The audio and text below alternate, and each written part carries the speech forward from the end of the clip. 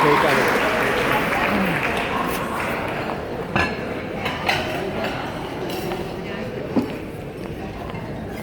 know he was really going to say that. Okay. Picture this. Hospitals and clinics in the tiny landlocked African nation of Lesotho, filled with a few desks, beds, and chairs, but nothing else. No IV poles or operating tables, no defibrillators or nebulizers, no actual medical equipment. Picture this. Patients on Isla Mujeres, off the coast of Mexico, with no access to the glucose meters and test strips to manage their diabetes, despite the fact that 1 in 5 of them lives with the disease. Picture this.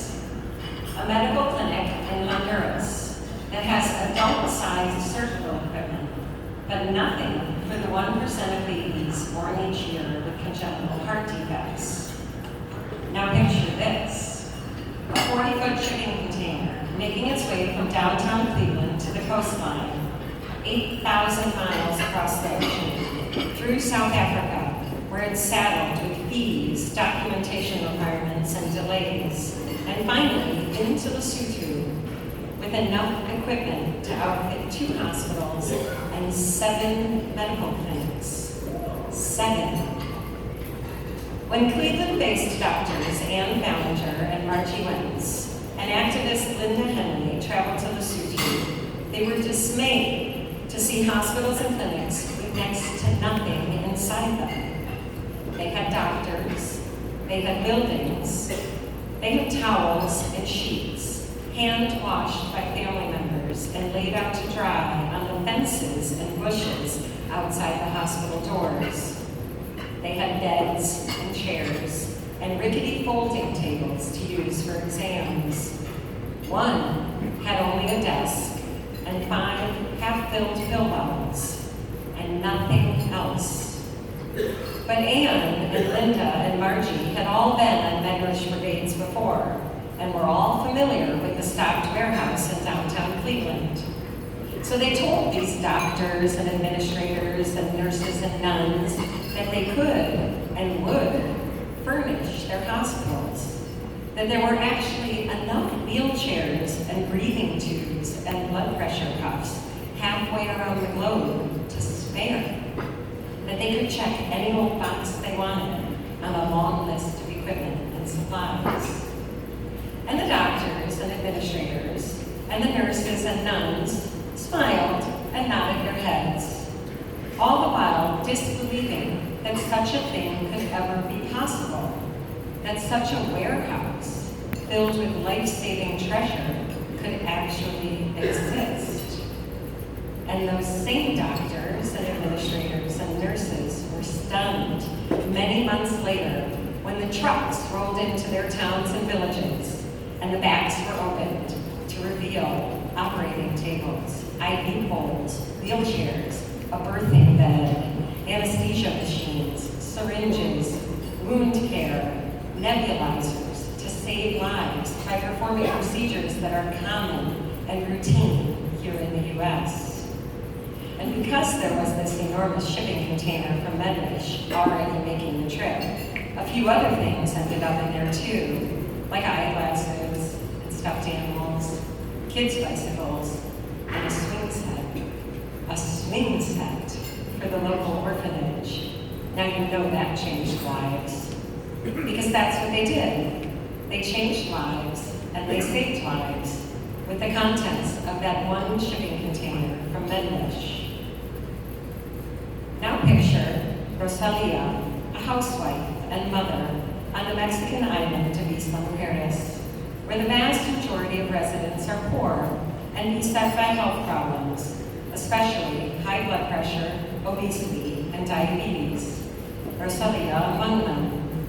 She was diagnosed with diabetes 10 years ago when she was hospitalized with high blood sugar. She was given some insulin, which she took on and off, stopping after a year. Now that's not how diabetes works. It's a disease that hinges on constant self-management and self-treatment.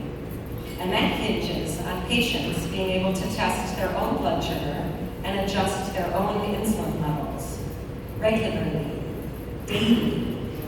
Without that, they put their heart and their kidneys, their vision and circulation at risk, and they feel exhausted and terrible. I know this because I'm diabetic, and I get blood sugar readings from a sensor in my arm 288 times a day, every 5 minutes. Meanwhile, in Mexico and in much of the world, diabetics have their blood sugar tested once every 3 to 6 months, many of them less frequently than that. So Rosalia, like so many others, ended up back in the hospital with out-of-control high blood sugar. Enter Karen Rosenberg of Cleveland Heights. After losing one friend to diabetes and seeing another end up in a coma, Karen started the Isla Diabetes Clinic to provide education, treatment, and supplies to nearly 500 patients a year.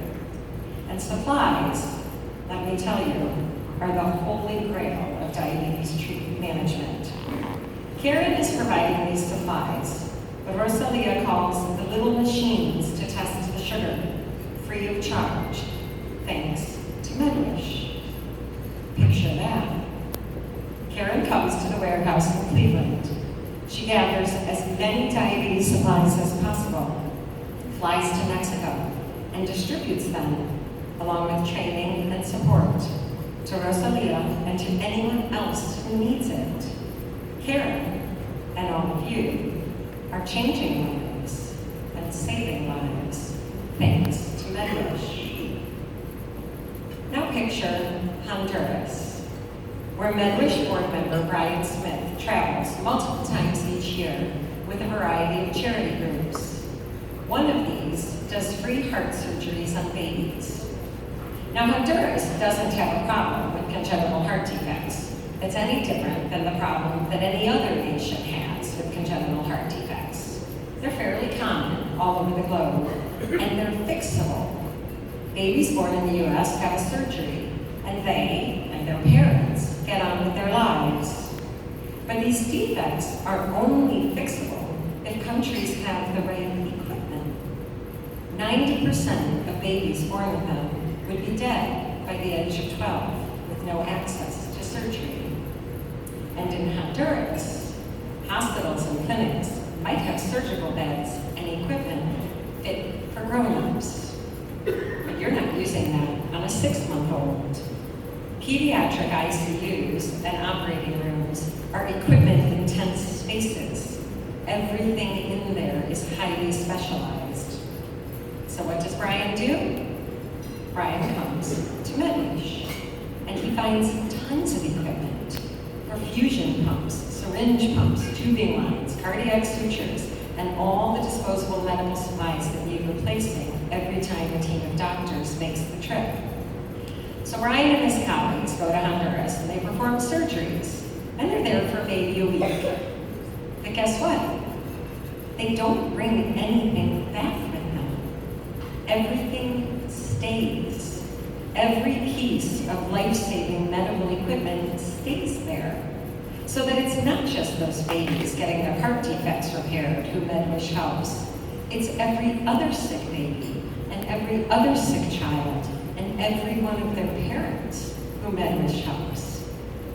When Brian was there recently, he described a hospital administrator walking into a room while touring a special guest.